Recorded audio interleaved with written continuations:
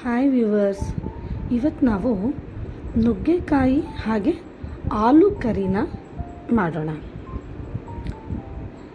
ಇಲ್ಲಿ ನಾನು ಒಂದು ಬಾಣಲೆಗೆ ಒಂದು 4ರಿಂದ 5 ಸ್ಪೂನಷ್ಟು ಎಣ್ಣೆನ ಹಾಕಿ, ಎಣ್ಣೆ ಬಿಸಿ ಆಗ್ತಾ ಇದ್ದಾಗೆ ಸ್ವಲ್ಪ ಜೀರಿಗೆನ ಹಾಕಿ ಕಟ್ ಮಾಡಿ ಇಟ್ಟಂಥ ಒಂದು 3 ಆಲೂಗಡ್ಡೆನ ಹಾಕ್ಕೊಂಡು ಸ್ವಲ್ಪ ಫ್ರೈ ಮಾಡ್ತಾ ಇದ್ದೀನಿ. ಆಲೂಗಡ್ಡೆ ಸ್ವಲ್ಪ ಚೆನ್ನಾಗಿ ಫ್ರೈ ಆಗಬೇಕು, ಇಲ್ಲಾಂದರೆ ಗಟ್ಟಿಯಾಗಿ ಉಳ್ಕೊಂಬಿಡುತ್ತೆ. ಆ ಕಾರಣಕ್ಕೆ ಮುಂಚೆನೇ ನಾವು ಆಲೂಗಡ್ಡೆನ ಹಾಕಿ ಸ್ವಲ್ಪ ಫ್ರೈ ಆದಮೇಲೆ ಈ ರೀತಿ ಕಟ್ ಮಾಡಿ ಇಟ್ಟಂಥ ನುಗ್ಗೆಕಾಯಿನ ಹಾಕ್ಕೊಳ್ತಾ ಇದ್ದೀನಿ. ಈ ನುಗ್ಗೆಕಾಯಿನ ಸ್ವಲ್ಪ ಈ ರೀತಿ ಕಟ್ ಮಾಡಿದ ಮೇಲೆ ಆ ಕಡೆ ಈ ಕಡೆ ಈ ನಾರು ಬರುತ್ತಲ್ವ, ಅದನ್ನು ಕೂಡ ಚೆನ್ನಾಗಿ ತೆಗೆದು ಹಾಕ್ಕೋಬೇಕು.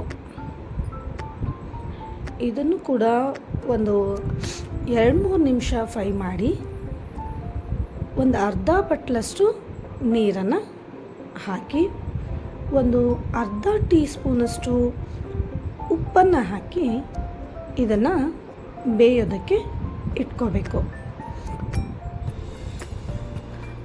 ಅದು ಬೇಯ್ತಾ ಇರೋವಾಗಲೇ ನಾವು ಇದಕ್ಕೆ ಮಸಾಲೆನ ರೆಡಿ ಮಾಡೋಣ. ಇಲ್ಲಿ ನಾನು 3 ಟೊಮೆಟೊ, ಒಂದು 2 ಚಿಕ್ಕ ಈರುಳ್ಳಿ, ಹಾಗೆ 2 ಹಸಿಮೆಣಸಿನ್ಕಾಯಿ, ಒಂದು ಅರ್ಧ ಇಂಚು ಶುಂಠಿನ ತೊಗೊಂಡಿದ್ದೀನಿ. ಹಾಗೆ ಮಧ್ಯ ಇದನ್ನು ಸ್ವಲ್ಪ ಈ ರೀತಿ ಕೈ ಆಡಿಸ್ತಾ ಇರಬೇಕು.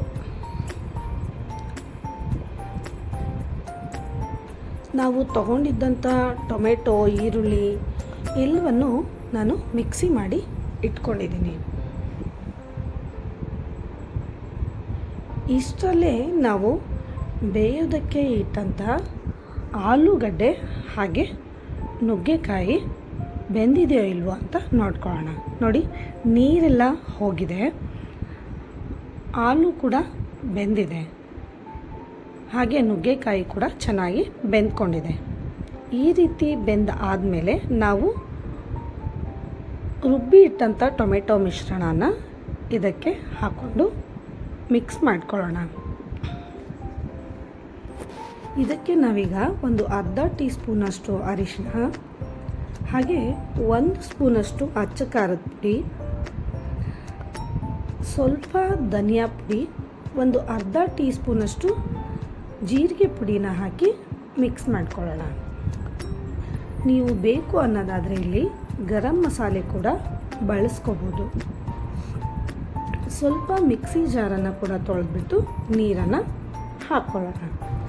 ನೀರಿನ ಪ್ರಮಾಣನ ನೀವು ನೋಡಿಬಿಟ್ಟು ಹಾಕ್ಕೊಳ್ಳಿ. ನಿಮಗೆ ಈ ಕರಿ ಡ್ರೈ ಆಗಿ ಬೇಕು ಅನ್ನೋದಾದರೆ ನೀರಿನ ಪ್ರಮಾಣನ ಕಡಿಮೆ ಹಾಕ್ಕೊಳ್ಳಿ. ಸ್ವಲ್ಪ ಕ್ವಾಂಟಿಟಿ ಜಾಸ್ತಿ ಬೇಕು ಅನ್ನೋದಾದರೆ ನೀವು ಜಾಸ್ತಿ ನೀರನ್ನು ಹಾಕ್ಕೋಬೋದು. ನಾವು ಮುಂಚೆನೇ ಸ್ವಲ್ಪ ಉಪ್ಪನ್ನು ಹಾಕಿರೋದ್ರಿಂದ ರುಚಿಗೆ ಎಷ್ಟು ಬೇಕು ಅಷ್ಟು ಮಾತ್ರ ಸ್ವಲ್ಪ ಪ್ರಮಾಣದಲ್ಲಿ ಮತ್ತೊಂದು ಸ್ವಲ್ಪ ಉಪ್ಪನ್ನು ಹಾಕಿ, ಮೇಲೆ ಒಂದು ಸ್ವಲ್ಪ ಕಸೂರಿ ಮೇಥಿನ ಹಾಕಿ ಒಂದು 5 ನಿಮಿಷ ಇದನ್ನು ಬೇಯಿಸ್ಕೊಂಡು ನೀವು ಚಟ್ಪಟ್ ಅಂತ ಸರ್ವ್ ಮಾಡ್ಬೋದು. ನೀವು ಒಂದು ಸಾರಿ ಮನೆಯಲ್ಲಿ ಟ್ರೈ ಮಾಡಿ, ಹೇಗಾಗಿದೆ ಅಂತ ಕಮೆಂಟ್ ಮಾಡಿ. Thank you.